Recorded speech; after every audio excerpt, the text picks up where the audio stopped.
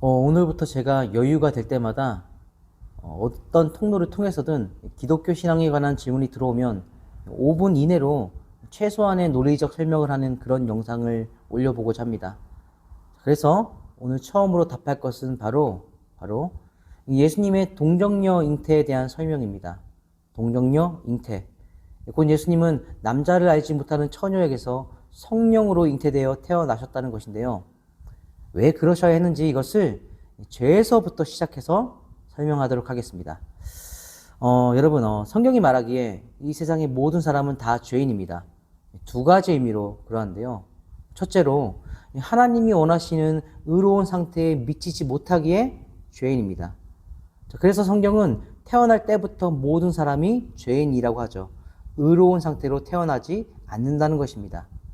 그 증거가 죄를 가르치지 않아도 어릴 때부터 자기 스스로 이기적인 행동을 하는 아기들의 모습에서 드러나죠. 자, 그리고 둘째로 하나님이 정한 의를 행하지 않기에 죄인입니다.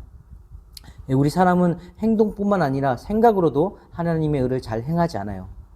가령 한 예로 하나님께서는 이웃을 나 자신과 같이 사랑하라고 하셨는데 우리는 이웃을 나 자신처럼 사랑하기는커녕 무시할 때도 참 많죠.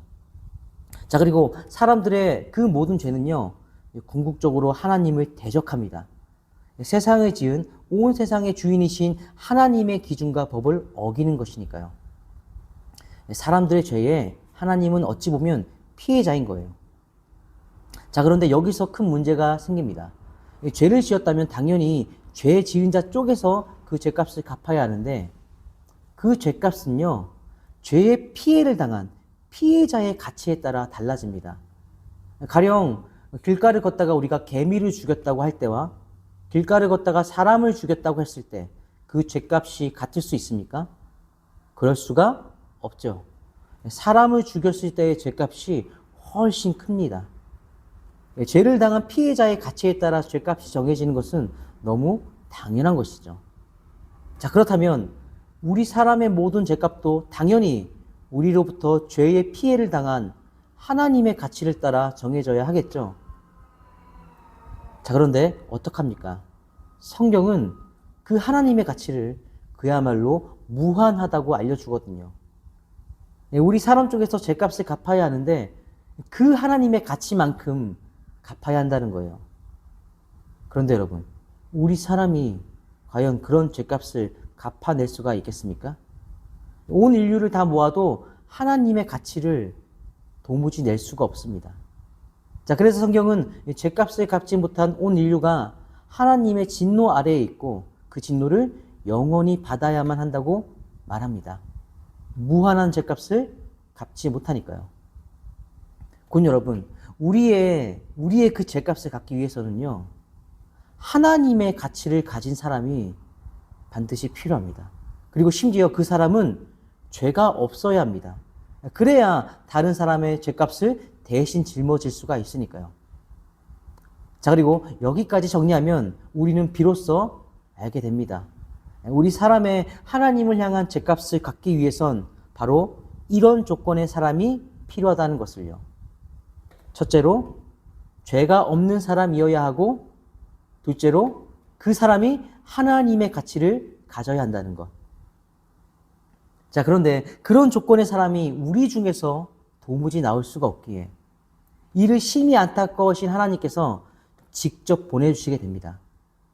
바로 하나님 자신이 그 사람이 되기로 하신 것입니다. 하나님의 가치를 가진 존재는 하나님 자신뿐이었거든요. 그래서 동정녀 잉태가 필요했던 것입니다. 성경에서는 처녀인 마리아가 임신한 것이 하나님의 영인 성령을 통해서 잉태된 것이다 라고 알려주는데 이것은 이 마리아를 통해서 태어날 그 아기가 마리아로부터 사람의 인성은 이어받지만 성령의 신적인 역사를 통해 모든 인류가 갖고 있는 죄인의 본성은 이어받지 않도록 하기 위함입니다. 그래야 죄가 없는 사람으로 태어나니까요. 또 하나님이심을 온전히 지키면서 태어나기 위함입니다. 하나님의 신성이 사람의 인성과 막 섞여버린다면 사람도 하나님도 아닌 존재가 되잖아요. 그러면 하나님의 가치를 지닐 수가 없어요. 하나님이심을 지키면서 사람으로 태어나셔야 했기에 역시나 성령의 신적인 역사가 필요했습니다. 자, 그래서 그 성령의 역사를 통해 마리아로부터 태어난 존재가 바로 예수님이죠. 죄가 없이 태어난 온전한 사람이자 동시에 하나님의 가치를 가진 온전한 하나님. 마리아가 성령을 통해 예수님을 잉태해야 했던 것은 바로 이런 이유가 있는 것입니다. 자, 그리고 여기까지 이 논리성을 갖추면서도 최대한 짧게 설명하고자 했는데요. 짧은 만큼 모든 부분을 다 설명할 수는 없어 아마 들으시며 또 다른 의문이 생겨나신 분들도 계실 것 같습니다. 그런 의문들이 있다면 제 개인 메일로 보내주시면 추후 여유가 될 때마다 또 이런 영상을 만들어서 답을 드리도록 하겠습니다. 이모쪼록 여기까지 보아주셔서 감사합니다.